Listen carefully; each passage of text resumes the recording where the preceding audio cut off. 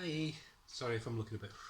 It's because I thought I was filming and I've been gabbing about 10 minutes and I forgot to press record. Hey. So, I've got my drink, which is a Baileys and milk and ice. I'm sober today. It's my first drink of the whole day. So apologies for anybody who watched last night's video where I was looking at March releases for DC, Image and Marvel. Just the number one issues. And today I'll be looking at the other indie publishers. And again, just the number one stand out to me. So this is AWA first. And they've got one called Red Zone, which is a spy thriller by Cullen Bunn, who's a great writer. Now, normally, he's more of a horror writer. So I don't know if there'll be horror elements creeping into it. Pardon me. And it's drawn by Mike Deodato Jr., who's normally quite a solid artist. But yeah, it's a spy thriller set in, I think it's set in Russia. He's an American professor who basically has to go John McClane to save his life. And the covers, I'm sober as well, honest. The covers look really good. So there's that. That's the only new number one from AWA. So after that, it'll be Boom. Boom's got a new one called Neighbours coming out, and it's a 5-issue series. And it says, when Janet and Oliver Gowdy move to a quaint mountain town, their daughter Casey becomes part of a horrific chain of events, revealing that their neighbours are anything but what they seem. It says, steeped in Irish and English folklore and mythology.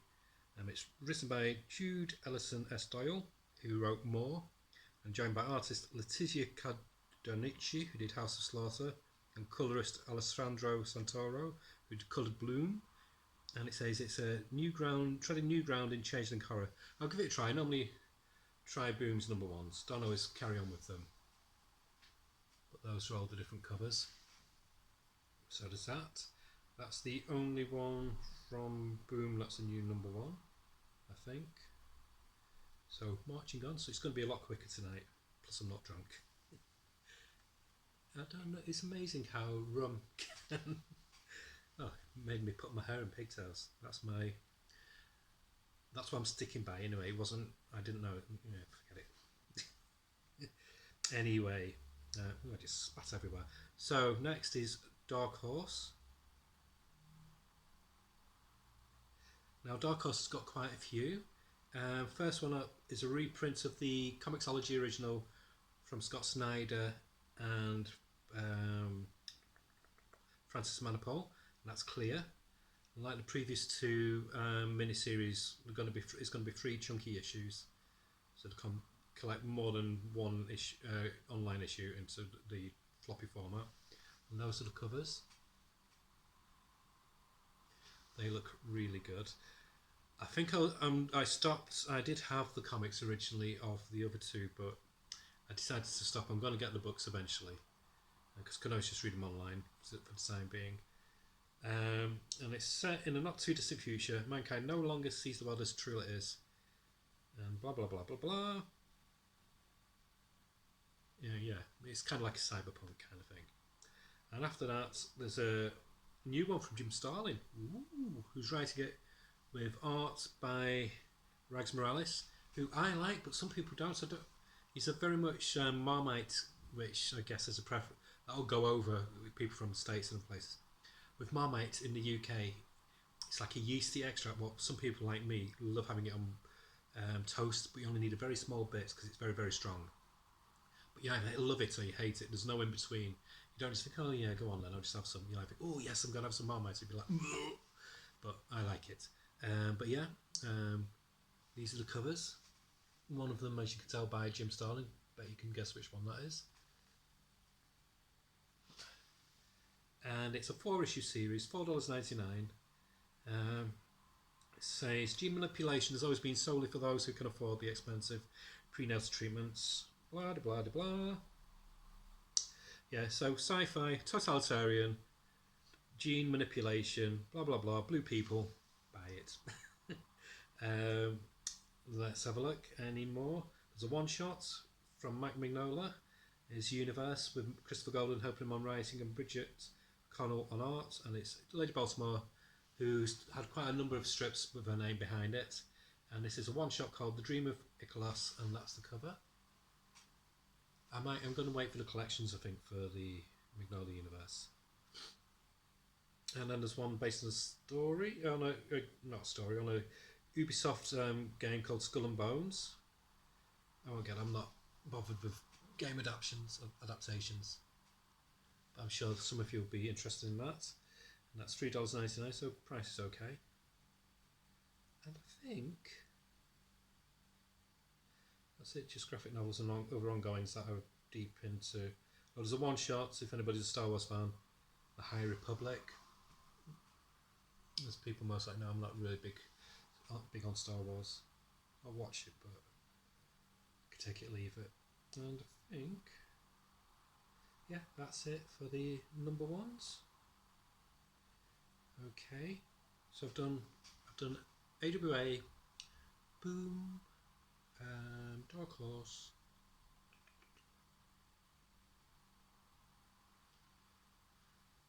so I've got AWA, Boom, Dark Horse. Who else got? There's Vault to do. IDW. Thank you. No, I can't even operate my phone correctly. Right, here we go. Right, IDW's got a few interesting ones coming up. There's a crossover, Teenage Mutant Ninja Turtles cross with Usagi Yojimbo, and it's done by Stan Sakai. Usagi Yojimbo's writer and artist. He's doing the whole thing, the whole shebang. That's the cover.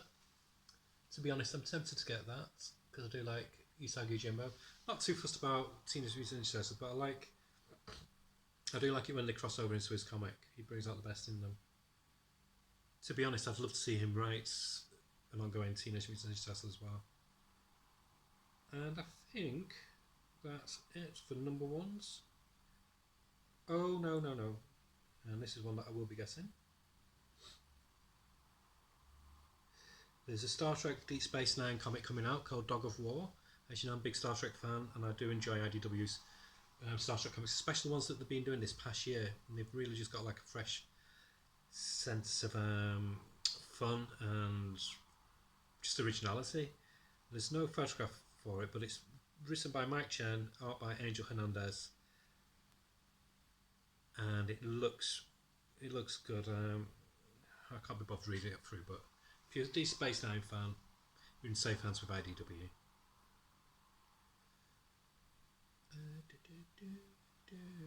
And that's it. So I think this may last now. So I've done AWA, Boom, fish lips, Boom, and then I've done Dark Horse, IDW. Yeah, it's just Vaults, I think. I'm not doing Scout because I don't really get Scouts, so this is more like what I might look at. Because in the UK, they're not as it's not a big comic company, and we don't have it's not as easily accessible to order, so that's why. I did want to get By the Horns. I did get that digitally, and I really enjoyed it. I did want to get the collection, but I missed out on that. I most likely will get it eventually.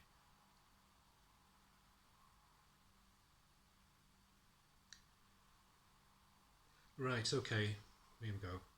This is Vault. There's a comic coming out called The Nasty, and ooh, hold on. I think this could be one I'll be getting. It's by John Lees, who did Caged. Was it Cage Heat? I can't remember what it's called. The wrestling one from AWA anyway, and he's also done Hotel from AWA, which is a fantastic horror anthology. I do recommend getting it on trade paperback. It's just $9.99 each, being 2 collections of that. And same with Caged Fury Heat wrestling one. That's in book form as well now. It's called The Nasty, and that's the 2 covers. And let's have a look. George Cam Badias is the artist. Set in Scotland in 1994 because John Lees is Scottish. And it's 18-year-old Thumper Connell stars an imaginary friend, the mass killer from his favourite slash film. Oh, that's going to be good. A serial killer imaginary friend. I'm not going to read them all because that's all you need. That's sold me on it, so I'm going to give that a try. And there's a one shot. Don't forget it because it's $7.99. And it's Songs for the Dead Afterlife by Andrea Force and Michael Christopher Heron and artist MJ Erickson. That's the cover.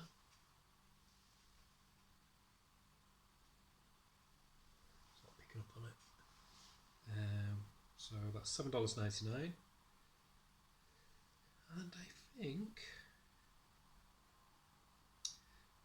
that's it for the number ones. There's just like a lot of collections of different various trades coming out. So that's it. I hope. Oh, there is one more. Titan. I knew, I just forgot. I'd written it all out, but I've lost my piece of paper. I wrote it down on. So even when I'm not drunk, I'm not organised.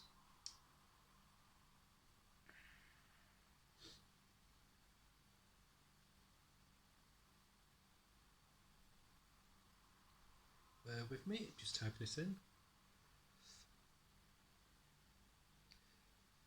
Right, okay, this is just done on the Reddit. No, nothing showing there.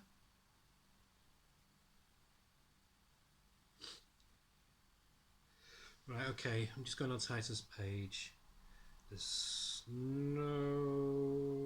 Yep, don't seem to be any new number ones, it's just the Cayman Rider ongoing, so nothing from Titan.